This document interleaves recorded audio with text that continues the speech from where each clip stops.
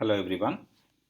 In this session, we will discuss the di by dt and dv by dt limitations for a transistor. Transistors require certain turn on and turn off times for proper operation.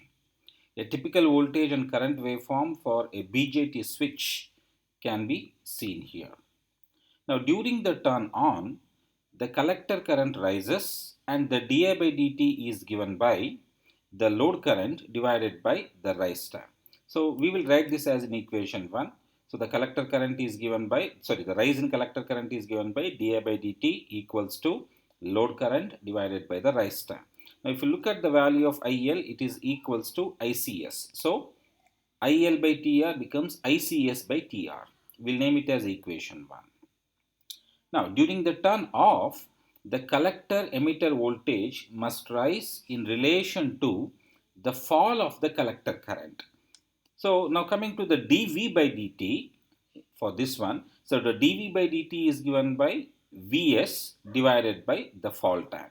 Now, since Vs is equals to Vcc, the dV by dt simply becomes Vcc divided by the fall time. We will once again write it as an equation 2. Now the conditions in equations 1 and 2 are set by the transistor switching characteristics and must be satisfied during both turn on and turn off. Protection circuits are normally required to keep the operating di by dt and dv by dt within the allowable limits of the transistor. A typical arrangement for the transistor switch with di by dt and dv by dt protections is given in this particular circuit. We have the waveforms of the same in the right side of the circuit diagram. Now the RC network across the transistor is known as the snubber circuit or simply the snubber, and this limits the dV by dt across the transistor.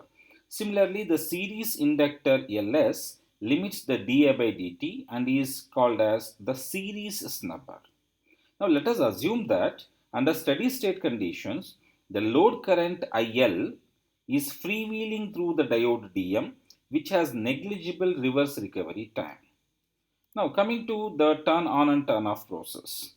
During, during the turn on of the transistor Q1, the collector current rises and the current of diode DM falls. The equivalent circuit during this time is given here. Now from this circuit, we will estimate the turn on di by dt as the di by dt is equal to the supply voltage divided by the series inductance. So di by dt is equals to Vs divided by Ls. Let us call this as equation 3. But as we know, we already have previously given an equation for di by dt. So I will equate equation 1 and equation 3 here to obtain the value of the series inductance, and this is given by supply voltage multiplied by the rise time divided by the load current. During the turn off, the capacitor CS will charge by the load current and the equivalent circuit for the same is given here. The capacitor voltage will appear across the transistor and the dV by dt at that moment is given by the load current IL divided by the capacitor value CS. Now we will write this down as dV by dt equals to IL by CS.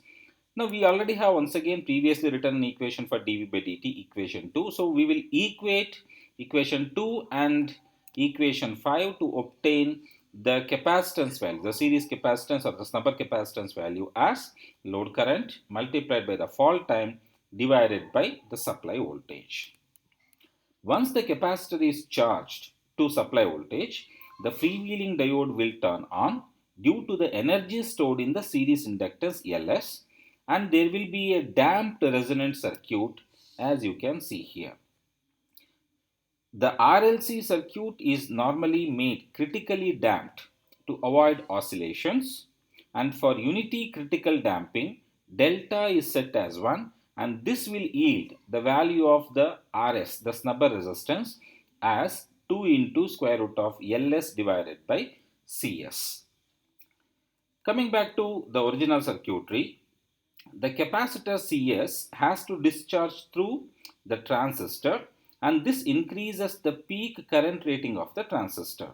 The discharge through the transistor can be avoided by placing the resistance Rs across Cs instead of placing Rs across Ds. Finally, coming to the discharge current itself for the capacitor, this is how the discharge current for the snubber capacitor would look like. In choosing the value of Rs, the discharge time given by Rs multiplied by Cs should be considered. A discharge time of one-third the switching period given by Ts is usually adequate. So, the discharge time is given by Rs and Ts, Rs multiplied by Cs equal to one third of the switching period Ts. So it will be Ts divided by 3. The 3 is taken to the LHS. So 3 into Rs multiplied by Cs equal to the switching period Ts equals to 1 by Fs. Or by rewriting this, we will obtain an equation for Rs as Rs equals to 1 divided by, you take the 3 here to the denominator as well as the Cs, it will become 1 divided by 3 multiplied by Fs multiplied by Cs. So this is about the dV by dt and di by dt limitations for a transistor. Thank you.